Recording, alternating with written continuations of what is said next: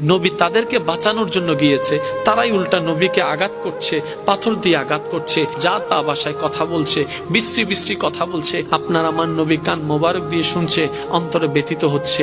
এক পর্যায়ে পাথর একটি এসে নবীর রহমতুল্লিল আলমিনের শরীরের মধ্যে আঘাত করলো। আঘাত করার পর আপনার আমার নবী দাঁড়ানো থেকে বসাই গেল।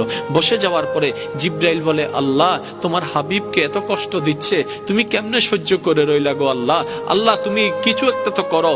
এবার রব্বে করিম হুকুম দিলেন, জিব্রাইল এখনই যাও, আমার হাবিবের কাছে পয়গাম পৌঁছায় দাও। আমার হাবিব যা বলে তুমি তাই করে দিও। যদি নবী বলে তায়েফকে উল্টাই দিতে, তুমি সাথে সাথে সেটা করে দিও। বলেন সুবহানাল্লাহ।